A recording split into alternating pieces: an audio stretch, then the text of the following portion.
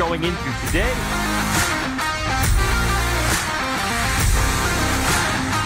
Title already wrapped up.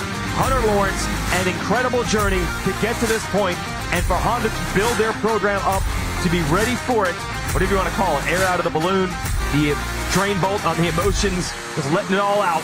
He cruised through this moto, but in all the other ones, he gave you everything he had.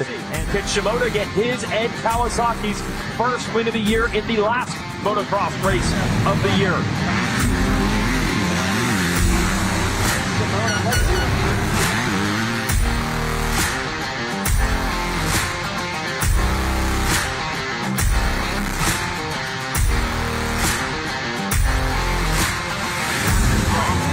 Joe Shimoda. A similar story for him, moving as a young man from Japan, didn't even speak English at the time, to come here and accomplish his dreams. Joe Shimoda 1-1 sweeps the Ironman National and gets Kawasaki their first win of the year. They had not won in either class this year, but they get it done now, and that was more than enough to win the 250 motocross title, and then he finally got to let the emotions loose. Awesome job, awesome job. And just a master class in race and season-long management. He dealt with as many ups and downs as everyone else, and his starts were not always great. They weren't terrible, but he had to avoid turning bad into worse, and he did that in every moto all year long, made the most of it. And JT commented a lot, what you see down here, how relaxed he was even in the big moments, but not now.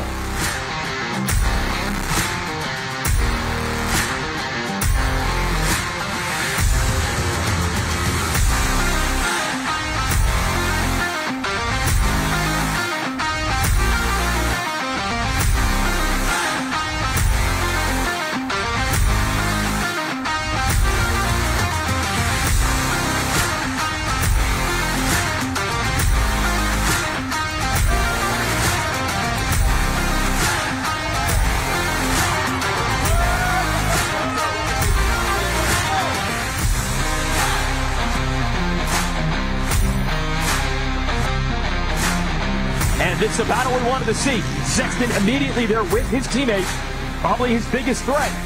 But all eyes on this. Sexton versus Lawrence. One more time in Provo. All right, if everybody would like to have a seat, we will begin.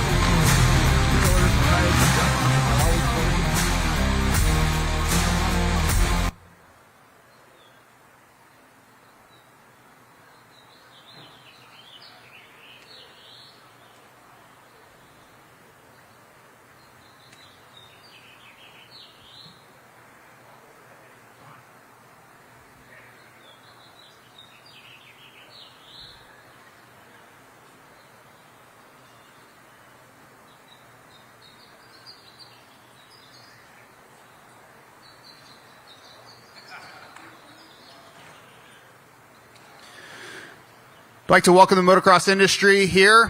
Thank you everybody for tuning in at home or wherever you may be as well. We are here at the Paula Casino Spa Resort, where perfect weather has greeted us for the kickoff of the 2024 Pro Motocross Championship.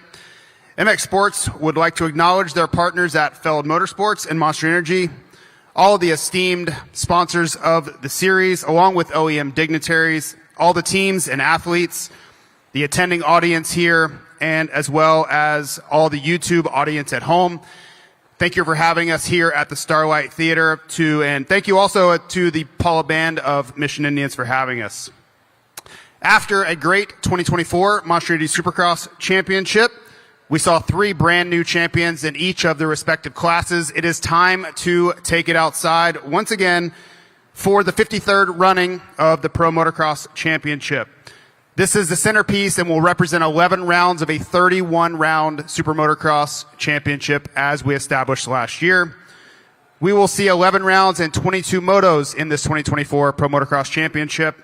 And we will kick it off here on Saturday at Fox Raceway, the epicenter of motocross in Southern California. Next weekend, we will head up to Sacramento, California for the Hangtown Motocross Classic, followed by the Thunder Valley National just outside Denver, Colorado. We will head over to the location of MX Sports Pro Racing just outside Morgantown, West Virginia for the High Point National. Then we will go to everybody's favorite, the Red Bud National for 4th of July weekend just outside South Bend, Indiana. We'll head over to the sands of Southwick, just inside the Massachusetts border.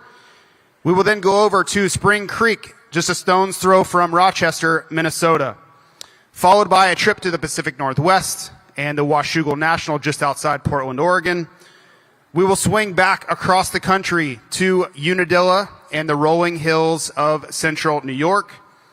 We will then swing south to Budds Creek just outside Washington, D.C. And lastly, for the finale, in the Ironman National just outside Indianapolis, Indiana. In the end, 2 riders will prevail. They will win 2 of the sport's most prestigious titles in the 450 class with the Edison Dye Cup and in the 250 class for the Gary Jones Cup. Now I'd like to introduce our first speaker of the day, the chairman of the Pala Tribe, Mr. Robert H. Smith.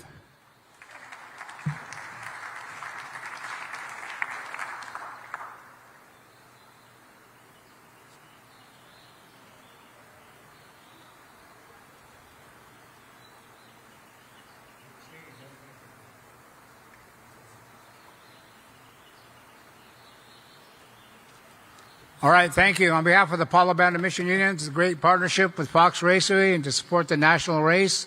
I wish everybody good luck. Go out and have a good time, and thank you for coming to Pala. Thank you.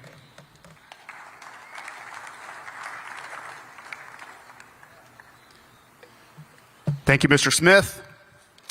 Next up, I would like to introduce Mr. David Prater, Vice President of Supercross for Feld Motorsports.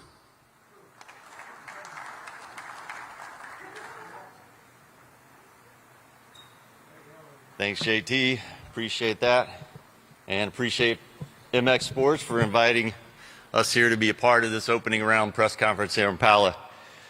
I think it's been said quite often, but we saw incredible success with our inaugural year of the SMX World Championship in 2023, and that momentum is definitely carried into the 2024 Supercross season, and we fully expect that to continue throughout the Pro Motocross season as well.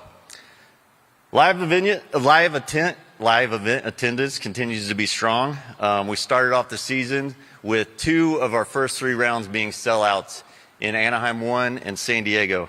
And then we witnessed 4 straight event records when we started in Detroit with week 5 all the way through round 8 in Daytona International Speedway. Then we went on to average over 50,000 during rounds 10 through 16 when we raced in some of the world's most prestigious NFL stadiums. We've had several high priority initiatives this year that have already shown big return on investments through streaming and television analytics.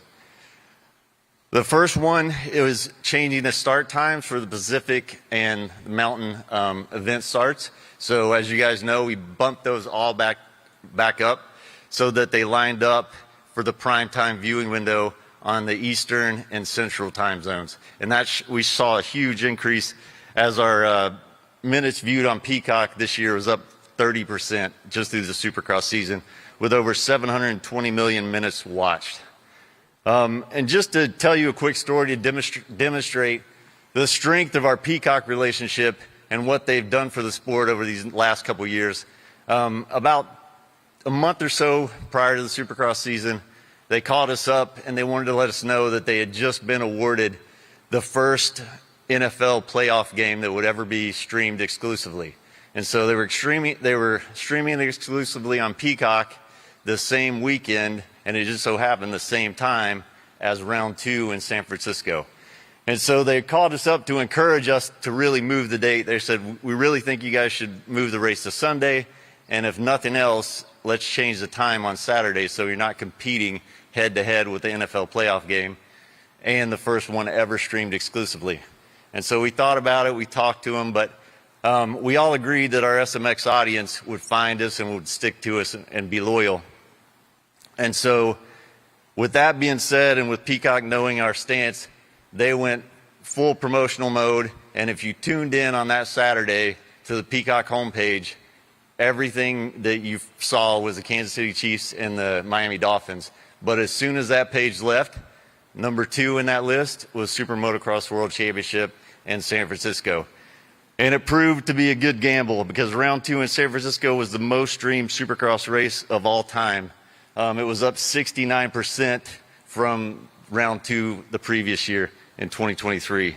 So it just proves how loyal our audience is, and that even going up against a sport like the NFL, the sport delivers. One of the things that makes that extremely exciting is this summer Peacock, as you guys know, and NBC have the Olympic Games, and Lee Diffie, one of our play-by-play announcers, is calling many of the games in the Olympics. So really looking forward to what Peacock and Lee can do to help promote pro motocross during the summer and see how that affects viewership. The network broadcasts on NBC and USA Network were up 24% as well year over year. So when you combine the viewing audience with the linear and streaming audience, we had 6 events with well over 1 million people tuning in that weekend to watch. And most importantly, round 5 in Detroit, there were over 2 million people who watched that round when you include the NBC audience and Peacock streaming. So just incredible numbers this year that we've witnessed. The SMX Video Pass, which is our international streaming service, continues to drive an international audience and make super motocross one of the most accessible sports on the planet. One of our other primary initiatives, along with that move in start time, was the creation of a dedicated Spanish broadcast anchored by veteran announcer Edgar Lopez and former racer Tommy TJ Rios. The Spanish broadcast is viewed in over 130 countries, and it's already moved Spain and Mexico into the top 10 in the total number of subscriptions per country. So both those countries weren't in the top 10 prior to the Spanish broadcast, and I think they moved in week 3, both of those into the top 10. So again, another testament to the sport and how strong it is internationally. And interestingly enough, both Australia and Canada are seeing huge viewership numbers as far as the Spanish broadcast goes. And only in its first year, and obviously half the year, we've still got Pro Motocross and the SMX finals to go. The Spanish language broadcast already accounts for 10% of our international viewership. I just wanted to remind everybody to tune in every week to the SMX Insider magazine show, hosted by Jason Wigan and our own Jason Thomas here hosting this press conference. It's a great way to keep connected, keep fans connected with the sport throughout the week, along with Title 24, hosted by Ricky Carmichael and Ryan Villapoto, and finally Bubba's World, hosted by James Stewart. It's just a testament to how hard these guys, not only our announcers, but the production crews, are working throughout the week. We've got SMX Insider that comes out on Thursday, Title 24 is Tuesday, and Bubba's World on Wednesday. So fans are literally engaged with the sport year-round and week in between the 2 races. And finally, I'd like to congratulate our broadcast team. Many of you might have seen the press release, but they won 2 Telly Awards this past weekend, one for broadcast and one for online content. Again, it's just a testament to their ability and their work ethic. Over the past 10 years, we've now won 3 Emmys and a total of 11 Tellys for their production on Supercross and now Pro Motocross. So just wanted to congratulate everyone, get you up to speed on the numbers, and really just look forward to a great Pro Motocross season and continuing this momentum as we move into the motocross season. Thank you.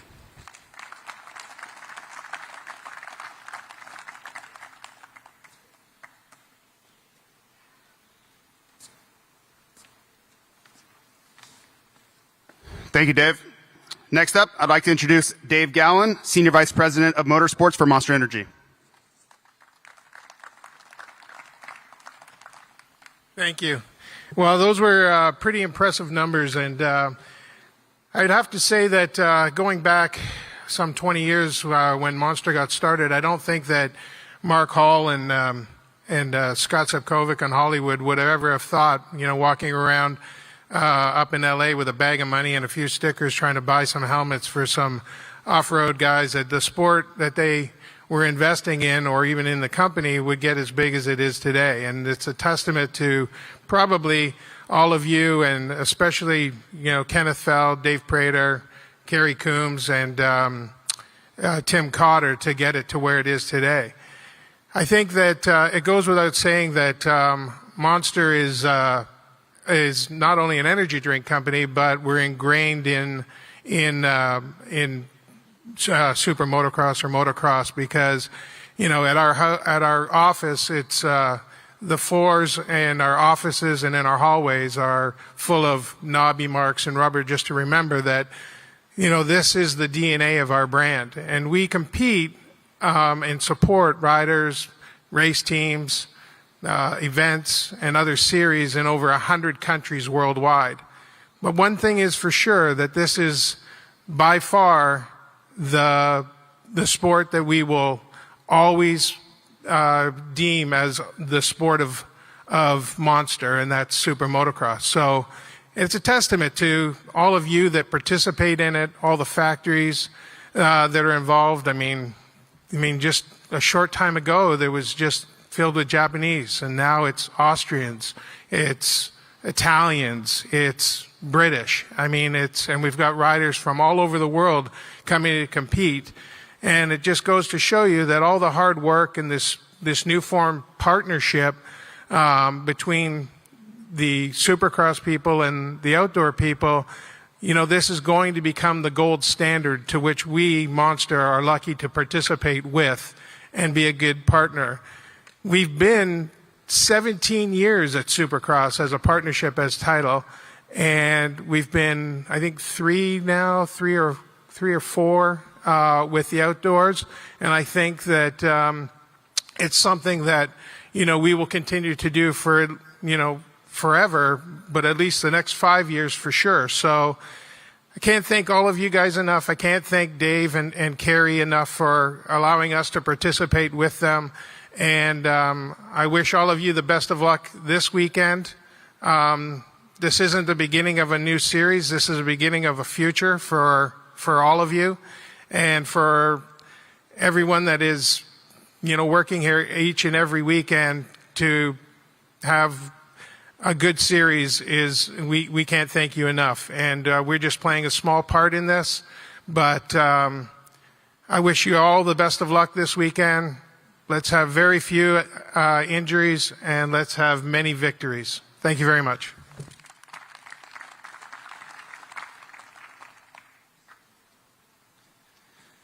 Thanks, Dave. Next up, Director of MX Sports Pro Racing, Tim Cotter.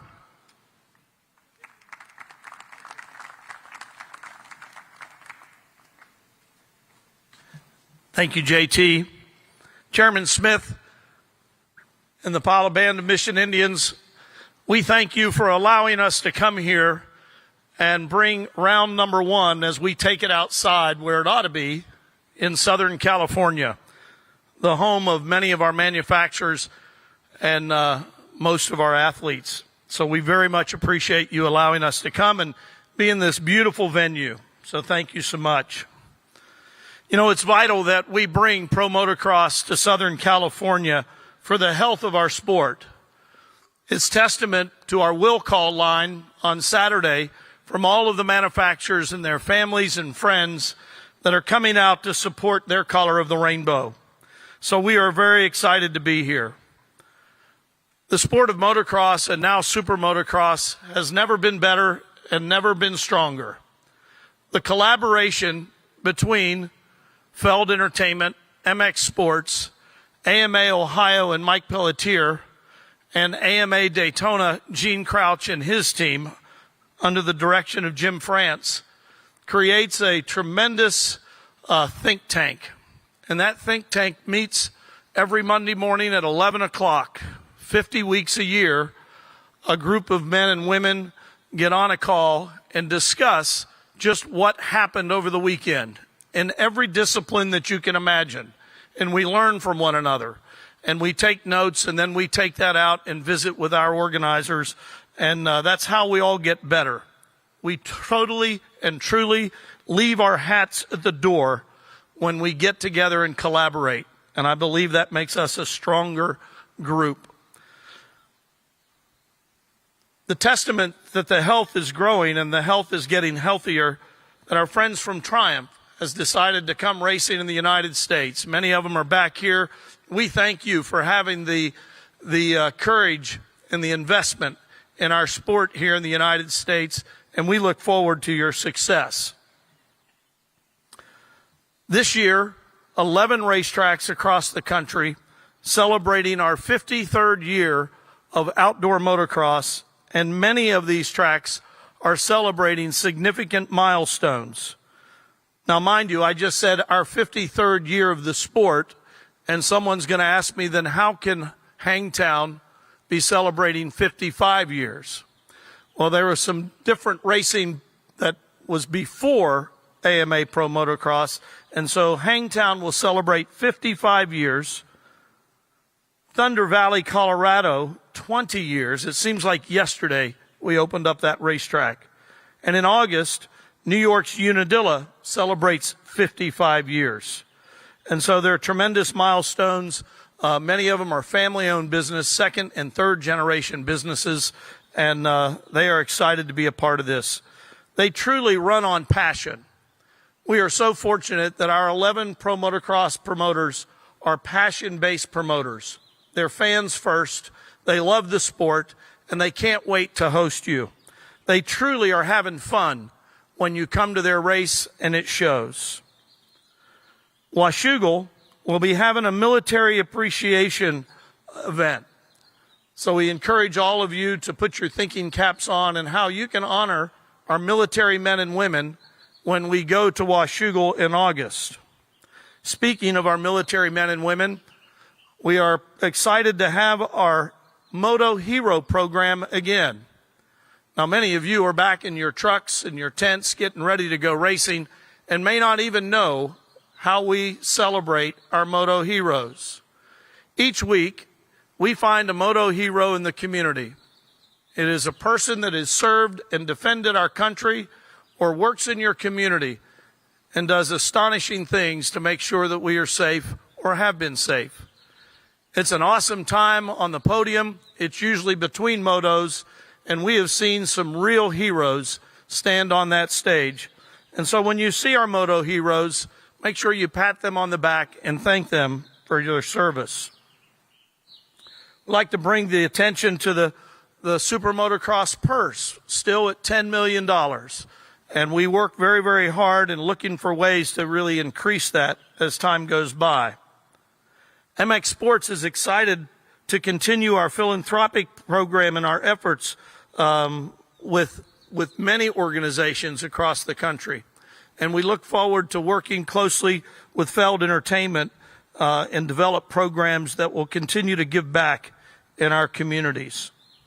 Speaking of giving back, we were challenged by many of our OEMs to develop a better next program, that the Loretta Lynn program really wasn't doing what we hoped it would be doing.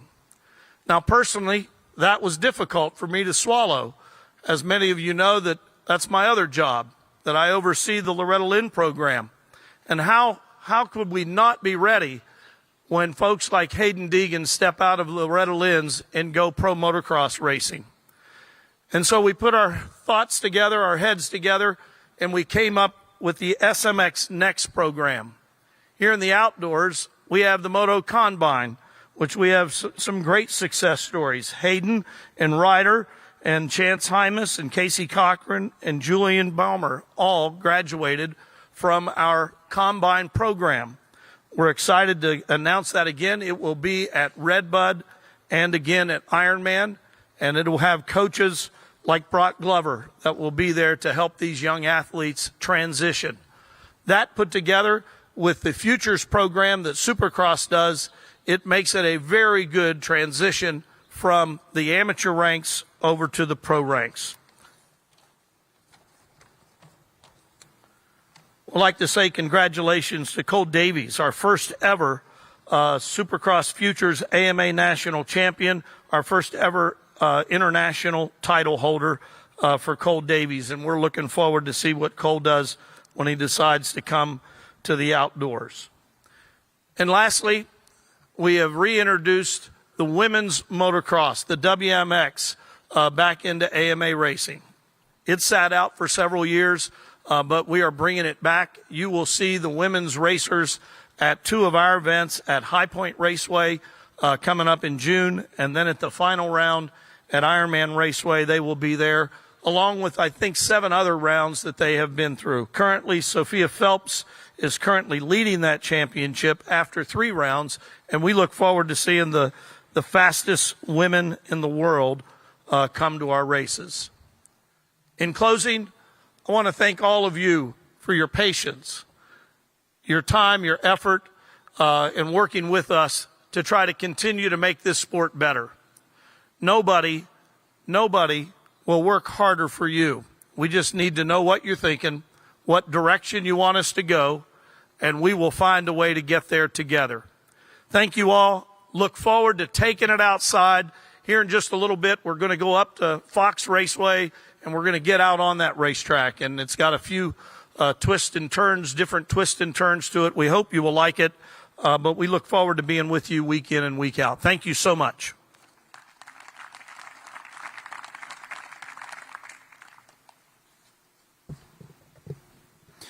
Thanks, Tim, and thanks to all the rest of the speakers. There's a lot to be excited about this summer.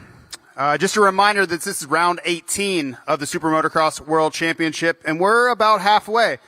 That's a big change from years past where this is going to be a continuing series. And, just another reason to be excited about kicking off the Pro Motocross Championship.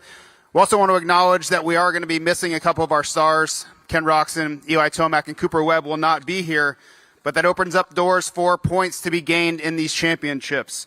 When you think about how the 250 class has been a regional championship, now all of the points that are available for the 250 class as we head towards those playoffs, it is a very pivotal time in the series. Also a reminder that the points have changed for this year. We have gone back to a 25-point winning strategy, and for the first time ever, someone finishing outside the top 20 can score a point in Pro Motocross, so that is a big change.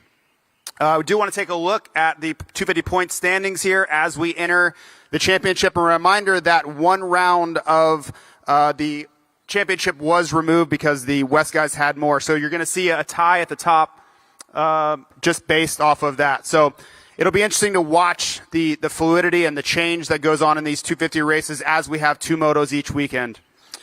Switching to the 450 class.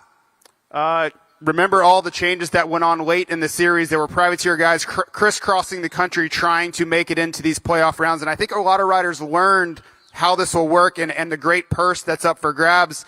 And that was a learning period. So I expect a lot more participation and a lot better understanding of how the points will work and how that will truly affect the Super Motocross World Championship and that playoff scenario. So should be an interesting and ever-changing dynamic throughout the top 20 here.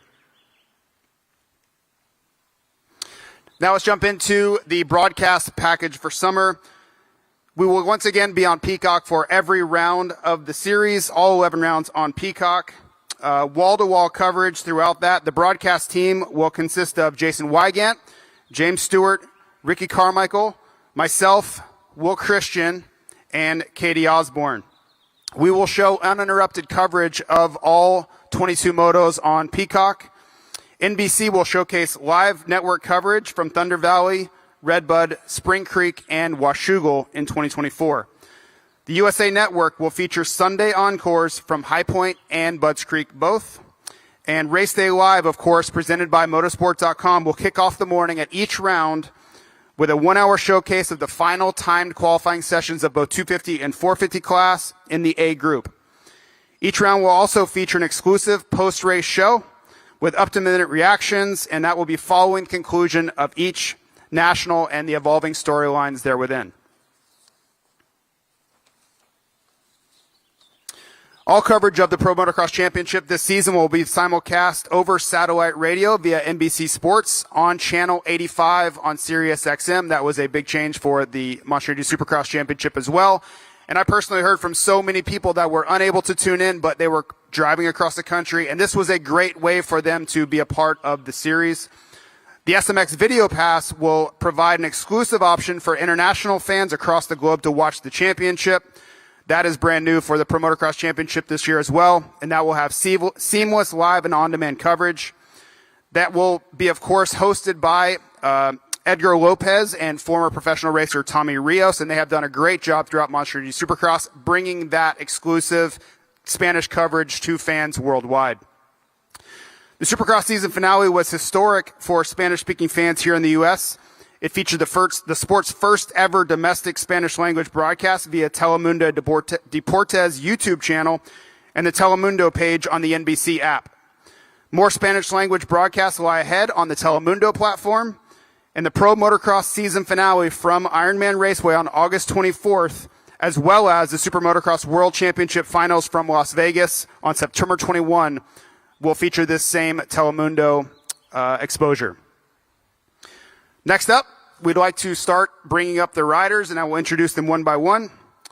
First up will be Tom Vial, number 16, from Red Bull KTM Factory Racing. Number 17, Joey Savacci from Triumph Racing, and I see the riders making their way over, so I appreciate their patience in making their way. RJ Hampshire with Rockstar Energy Husqvarna Factory Racing. Joe Shimoda, Team Honda HRC. Jalik Swoll with Triumph Racing. Ryder DeFrancisco, Troy Lee Designs, Red Bull Gas Factory Racing. Hayden Deegan, Monster Energy Yamaha Star Racing. Dylan Schwartz, Toyota Red Winds Bar X Suzuki. Levi Kitchen, Monster Energy Pro Circuit Kawasaki. Cody Schock, Muckoff FXR Club MX Yamaha Racing.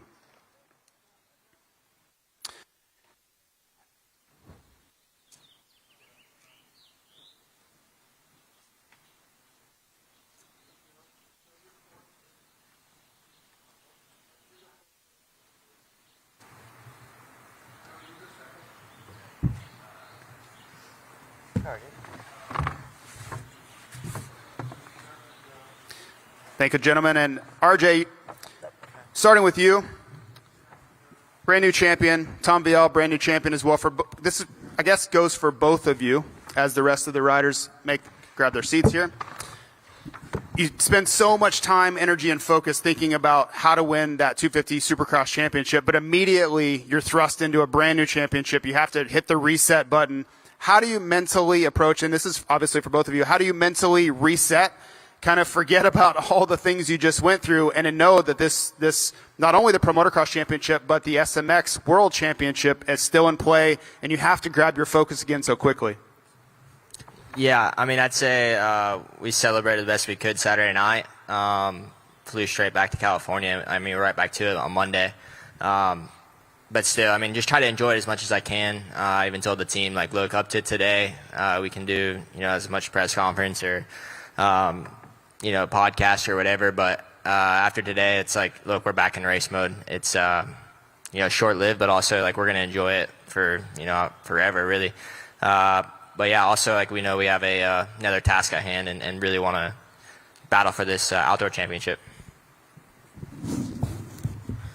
I mean, I would say a little bit the same. It's kind of hard because you just finished the season, but you only got like a weekend off and you have to start another championships, try to set up the bike in a few weeks. And actually on Monday we had to do some testing with the team, and I'm not going to lie, it was pretty hard Monday morning, but actually I feel pretty good riding outdoor, and I had some good days the last few weeks, and I'm pretty excited to be Saturday.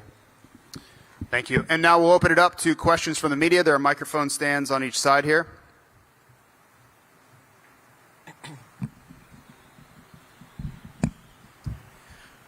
Mike Lindsay, Battle MX for Joey Savacci. Joey, it's been a while since we've seen you racing. Of course, we've been expecting you to race outdoors for a while since it got announced initially in your contract. But for you, how is it to basically, these guys have all been racing for 4 or 5 months, for you to come in mid-season, to have intensity, anything, how do you prepare? I mean, yeah, it's they definitely have, I guess you could say, the advantage as far as gate drops go. But, for me, I've had plenty of time of outdoor riding. So, from that side of it, I feel like I'm in a good place mentally, and we've made some good improvements on the motorcycle. It's been a while since I've been on a small bike. So there has been some changes along the way that I've made, and just trying to learn how to ride that little bike again. It's completely different than what I've been used to. So, but as far as getting ready, it's just I've done everything I can do up until this point. Made some changes to my program and just tried to really polish areas that maybe were weak spots before. And I feel like I've had a pretty solid boot camp, you could say. So we'll go get our feet wet today a little bit, and then we'll go see where we stand Saturday. Kellen Brower with MotoOnline.com for Joe Shimoda. We hear after the last round you maybe had a slight injury or something at the finale. So what have these last 2 weeks been like for you, not only maybe dealing with that, but also adapting to the Honda outdoors? Yeah, I twisted my ankle a little bit in last round. Didn't have too much time to rest up, and kind of had to do some little bit of testing and ride the bike, know a little bit better. But honestly, I just took a full week off, rode just one day, and rode Tuesday this week, and then gonna ride today. So we'll see, but I feel pretty good. My ankle's healing, and I rode fine on Tuesday, so it should be fine. Dan Beaver, NBC Sports for Hayden. Ran so well at the end in motocross last year, ended up doing everything that you could do in the supercross finale. How important is that to bring momentum with you onto a discipline where you've got so much confidence already? Yeah, I'm excited for outdoors, especially ending with a win. I got a lot of confidence, but coming in outdoors, I'd say I'm quite a bit better on outdoors than I am supercross. I'm still learning supercross, and I'm ready to come out swinging. Sweet. Josh Mosman from Motocross Action for Cody Schock. Last time you were on the press conference 2 weeks ago, you were on the bubble, tied for third in the championship. You were able to secure that despite some chaos in the heat race, coming to the LCQ, everything like that. But talk us through just how important that was for you to finish top 3 in a championship for a small team like Club MX Yamaha, and now you're back up here in the press conference again. So what's it been like being Cody Schock at the last round? It's been pretty awesome. I mean, I've put myself in a position that I've never been in before, and same thing with the whole Club MX team. For the team to do so well this whole year, it's been pretty awesome. And I wasn't sure if I was going to get an invite to another press conference, so for me this is kind of cool, as corny as that may say. But yeah, it's we spent a lot of time getting ready for Supercross, and then we spent some time getting ready for outdoors, and just want to put our bike up front and show that we can do it, and I feel like we can. I mean, everyone at Club has been ripping, and yeah, it's just time to go show that, yes, we're a small team, but we can do a lot of things and a lot of big things. So just like everything in life, it takes time, and we'll come out swinging at some point. That's awesome. And even more to that story, though, you had a breakout ride in the 450 class a couple years ago. How long has it been since you raced outdoors, and how long has it been since you raced outdoors on a 250?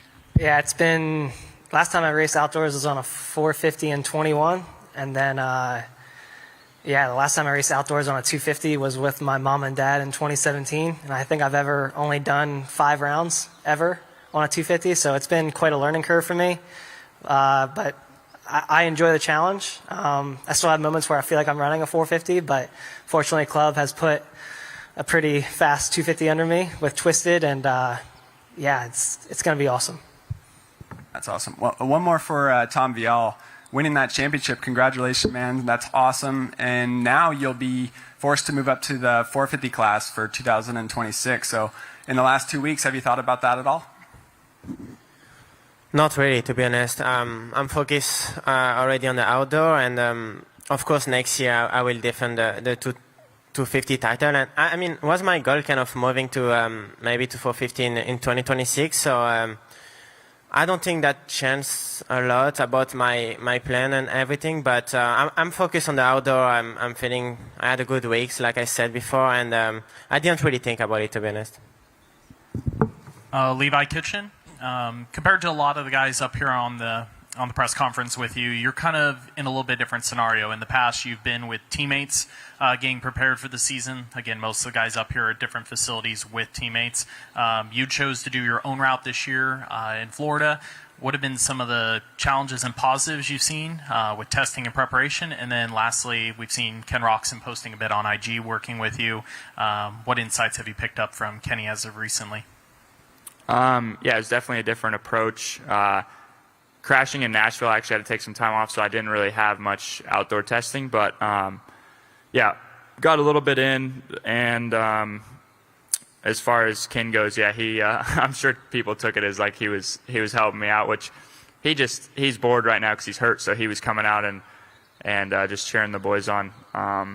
But yeah, going into the weekend, I mean, the bike feels good, and yeah, I'm just ready to go. For Jalik Swall, coming off a Supercross and getting ready to go racing outdoors on this bike for the first time, how much have you kind of leaned on maybe Joey and what he's been doing with testing to get this bike ready to go in race trim for Pro Motocross? I've done a lot of outdoors just myself, so me and him we're pretty on similar stuff right now, not too different, but I've been pretty much just focused on myself and grinding out in Georgia and just kind of figuring it out myself. But I've been pretty comfortable on the bike for a while now, so I don't feel like I need to go out and try to explore. I'm pretty comfortable and been having fun. So for me, that's pretty much all it takes to get some good results out of me, is just have some fun and put in the work, and looking forward to see what I can do. Rider defense, Jisco. Still, making your way into this class, you've learned a lot. Can you just walk us through some of the experiences you've gained and how you can kind of apply that, continue rising the leaderboard there? Yeah, last year obviously helped a bunch, just doing every race and seeing all the tracks and getting that experience. I feel like lining up this year will obviously help, just more focusing on racing and showing up every single round. So Supercross was tough, but hopped on the outdoor bike and felt right at home, so should be good and ready to come out swinging. Sweet. Josh Mosman at Motocross Action. Dylan Schwartz, Bar-X Suzuki, representing up there for the Yellow Crew. What's your preparation been like recovering from injuries, and what's it like working with James Coy as team manager over there? Yeah, unfortunately I got hurt in November, and recovery took a lot longer than expected, so I've been on the bike for about 3 weeks now. It's coming along. I'm just going to do the best I can this weekend and build off that. And fortunately, I've known James for a while now, so it's cool. Everything's easy, and yeah. Question for Hayden Deegan. Last year at Washougal, we really kind of saw you have a breakout ride there, going 1-1 on the day. Was there something that you really learned that day? Was it a confidence thing that you can harness that going into 2024? Yeah, I don't know, honestly. I was just sending it. I didn't even do anything crazy. I was just flowing, and I was just laying down fast laps. It was pretty sick. It's just cool to be in natural habitat and just passing the top dudes like that. It was pretty cool. But yeah, hopefully, last year we got second at Paula, so this is my home track, Fox Raceway, known as now. But I love this place, so I'm excited. For RJ Hampshire, winning the championship, does that put more pressure on today in this outdoor championship, or does that put less pressure on it now that you have that #1 plate sitting at your house?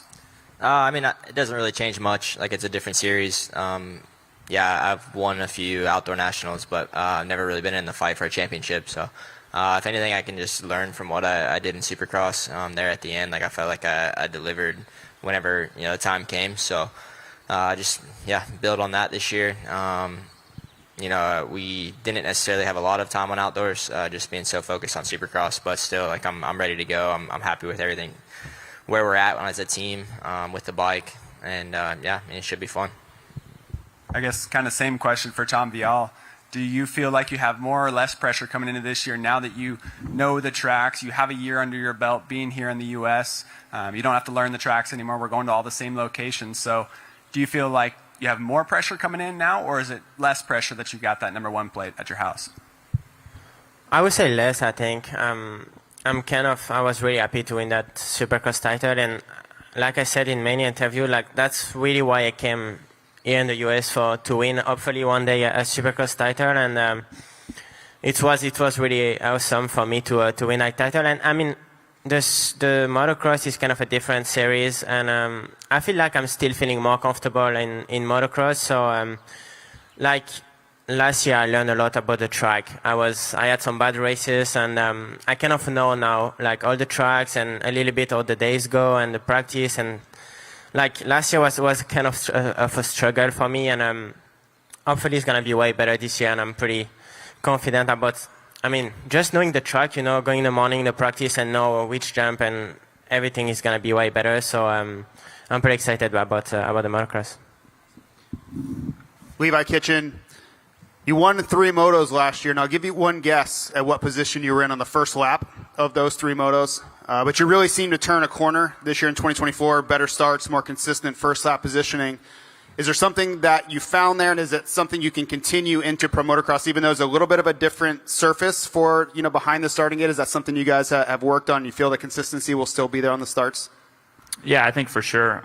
The bike feels pretty good on the line, and I think this year it comes down, like my mindset's a little bit different, and I just have more confidence. So I feel like I'll pretty much do anything it takes to get into the lead as early as I can. And yeah, I mean, obviously you can't start back there in 20th like I did last year, and we need to minimize those mistakes. So yeah, even if I can get off the gate and just be in the fight every race, I think that's super important.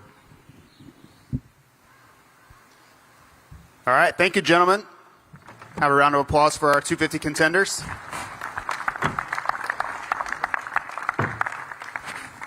I'd like to bring up the 450 class, and I can see they're much closer to the stage than the 250 riders were. We will start with the number 1 of Jet Lawrence, our defending champion who had a record-setting season. Thank you for running, Jet.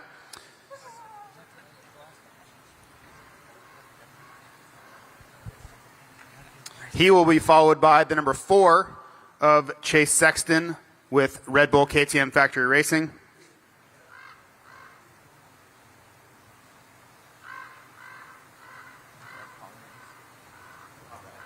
That's okay. You're a great starter. We know. It's okay.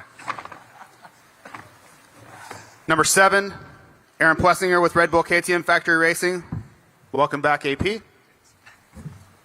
Dylan Ferrandis with Phoenix Honda Racing. Number 21, Jason Anderson with Monster Energy Kawasaki. The return of Malcolm Stewart to Pro Motocross, Rockstar Energy Husqvarna Factory Racing. Justin Cooper, Monster Energy Yamaha Star Racing. Phil Nicoletti in his swan song season with Muck-Off FXR Club MX Yamaha. Number 51 of Justin Barsha with Troy Lee Designs Red Bull Gas Factory Racing. And number 96, Hunter Lawrence with Team Honda HRC. Start off the question with Jet Lawrence. You had a pretty good season last year, it seemed. What are your thoughts when you think about sitting here at this press conference a year ago, the uncertainty of that? How does that differ from sitting here now after going 22-0 last year? Yeah, I think last year definitely more of a question mark next to it. Obviously this year it's a little easier to think and know what I need to do. So, I mean, it's going to be hard to try and replicate it, but we're going to go in with the same mentality as last year, try and go in, let's get good starts, good motos, and let's go from there. All right, we'll open it up to the media. Sweet. Jason Anderson, you spent some time riding at Club MX back in South Carolina. We know you ride Supercross, but did you ride any outdoors while you were there, get some deeper sand tracks riding? Yeah, we've been riding at Club MX. I did the Supercross part of the season there just to kind of get used to the, obviously East Coast dirt and just be on the East Coast. It's easier. It's an hour flight to some of the East Coast races. And then for outdoors, luckily the team came out with me after, I think, Nashville. And, yeah, I mean, their outdoor tracks are pretty much second to none. So they're really amazing. And luckily the team was down there to come ride with me and do some testing. So we'll head back there after Hangtown and go from there. What about your guy Brock Tickle? You saw him do pretty well last week at a little off-season race. Would you like to see him under the tent with you racing some nationals this year? Yeah, I think Tick's coming back, so it's gonna be cool to see him maybe do a couple rounds, and he's also been he was there in Club MX with me, so yeah, he's might be my partner in crime this summer. Jet Lawrence, coming into last season, you had a little bit different preparation time than many of the guys up here, racing a 250 indoors. You have that larger gap since it's regional series. This year, less of that, having to do a full 17 coming into it. And then also, I believe you said at a recent round that you may have missed a little bit of outdoor testing the 1 week. Can you tell us, basically, compared to last year, how many days would you feel like you're behind, and does it really affect you at all? I don't think I would say I'm behind at all. I think a lot of last year was just more so figuring out what I like on the 453 outdoors. So I need that bit extra time. Thankfully, I was able to have it just to kind of set up the 450 how I want to ride it.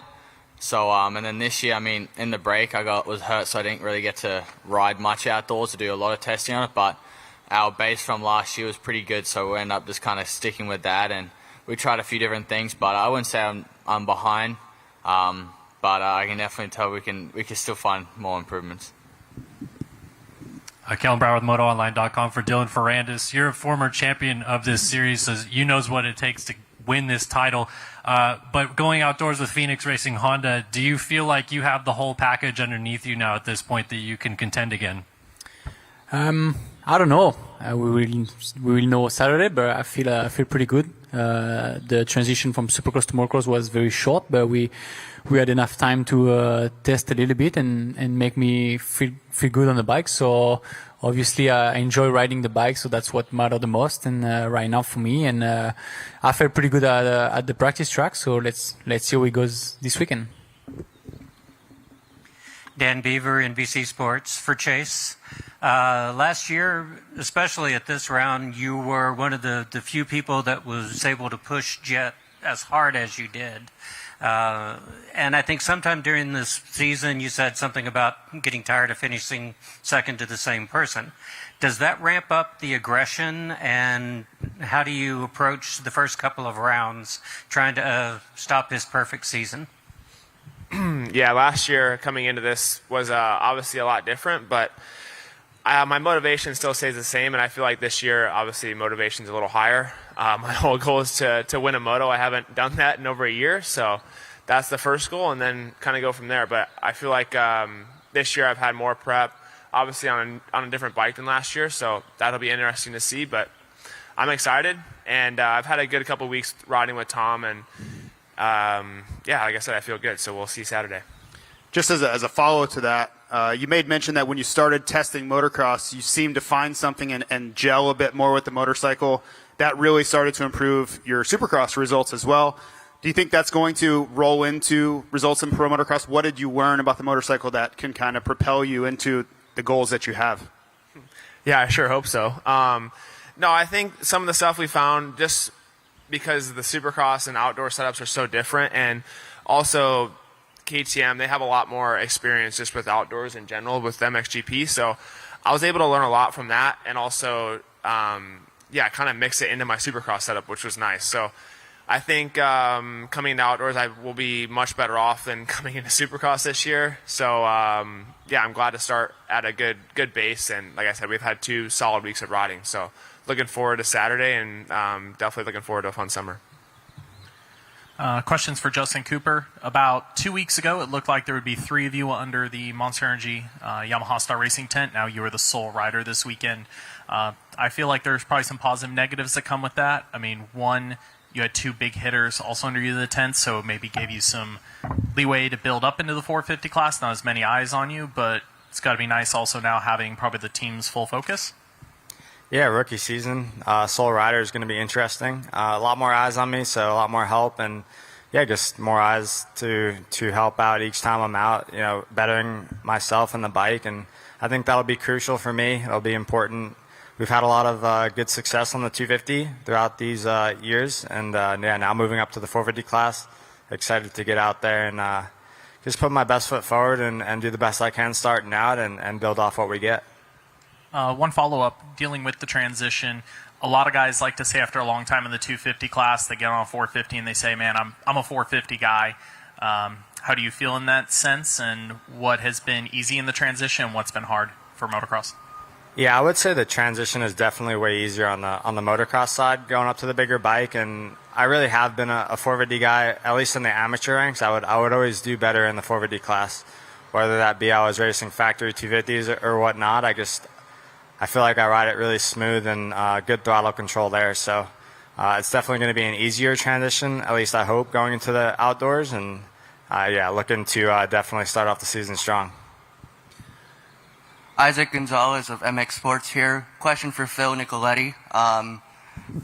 First off, congratulations on a great career. Coming into the outdoor season, your last outdoor season here on the 450, what are some goals and expectations for you?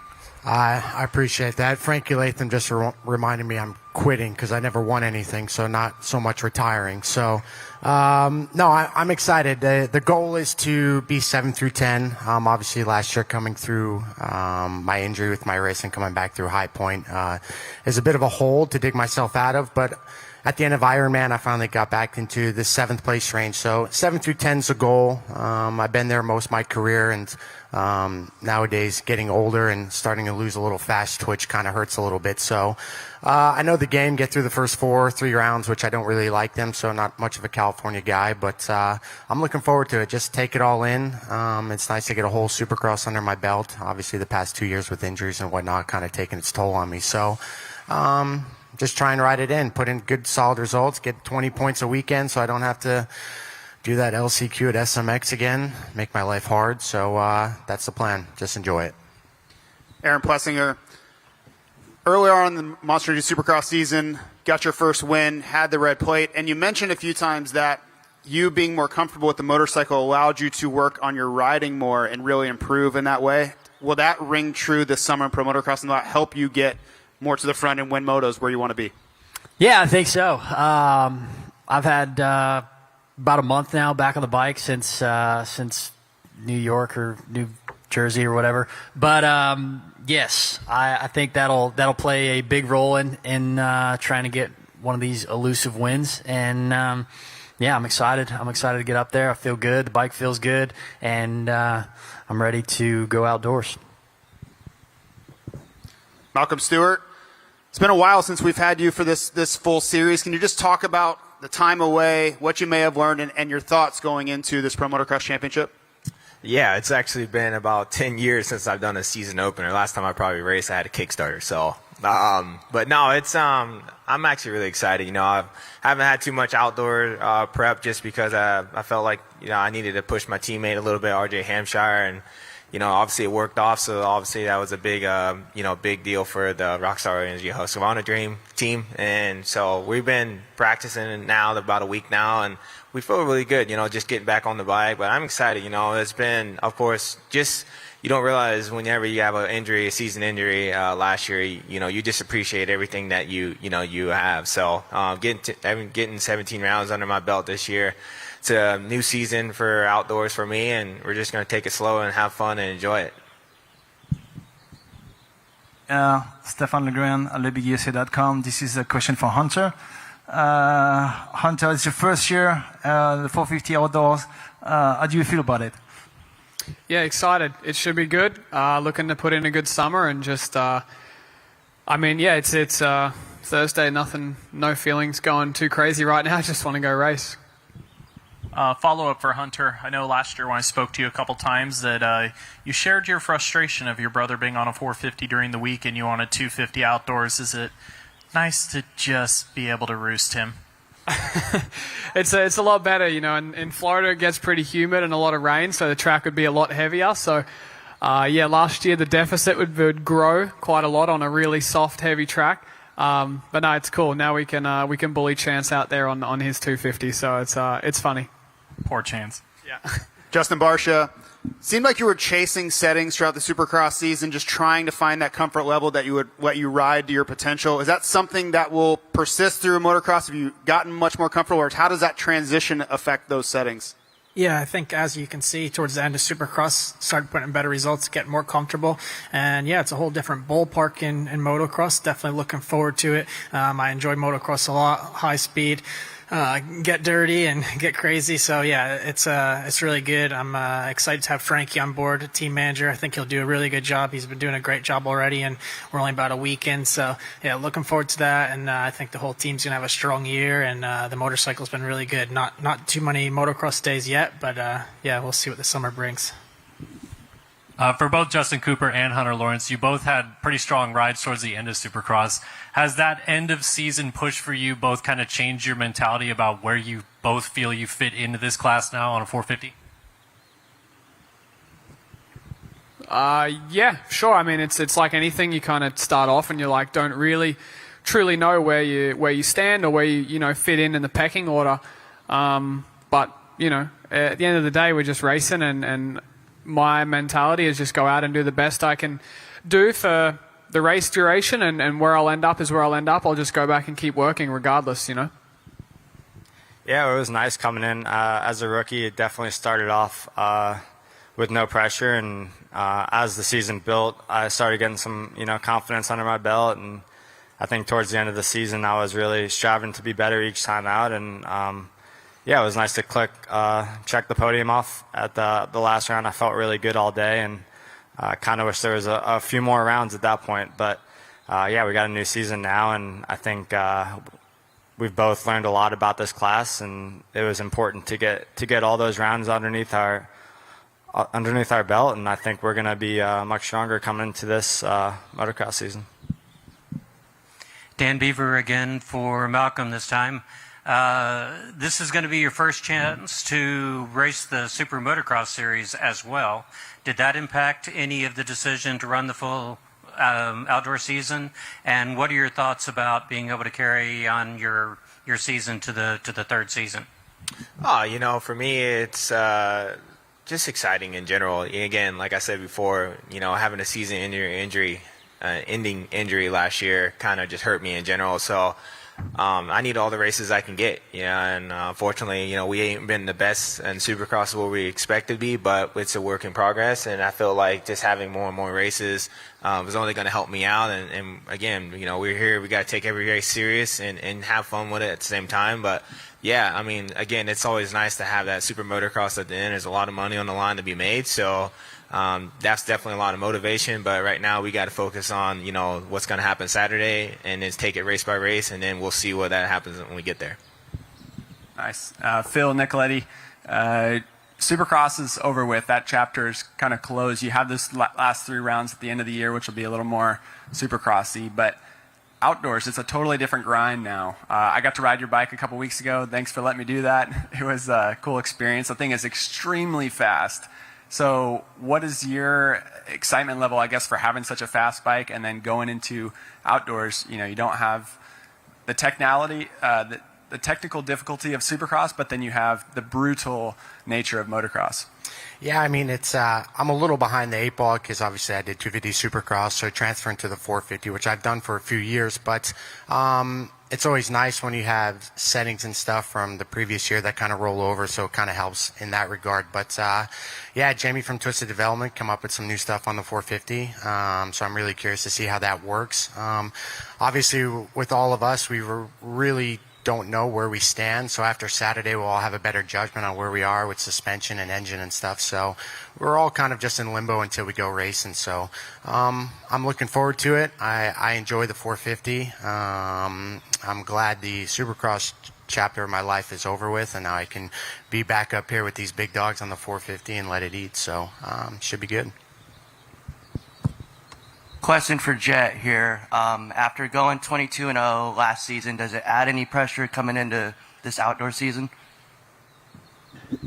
No, I don't think so. I think for me, obviously, helps me come in with even more confidence, and it helps me work even harder because I want to go replicate it, So for more pressure, no. Plus, I'm excited to run the number 1 plate on a 450. I think we all work to try and get that at one stage in our career, and I'm happy to run it on my second year on 450, so I'm excited to run that. So I think it also just boosts your confidence for the upcoming season. So I'm excited to go out there. Hopefully we can keep that Honda up there and see if we can still do it. Good luck, guys. Dylan Ferrandis, you spent a lot of time riding with Jet and Hunter in the past, but maybe your goals change for the summer. You want to get back to championship winning form. Will you still practice down in Florida with them, and how do you approach that if so? Yeah, still over there practicing with them. We don't always share the same schedule, but we're on the track together, and every day we can practice together, I can say. Cool. All right. Well, thank you. Let's give a round of applause to our 450 riders. A couple of closing announcements. There will be lunch available in the AB bar just inside. The riders will be available for one-on-one interviews for the next hour, and then they will be on track over at Fox Raceway at 2 p.m. Thank you, everybody, for coming. Thank you, everybody, for tuning in, and we see you on Saturday. 30 minutes and 2 laps. Let's go racing. Full contact. Look at that lead. Down to the inside.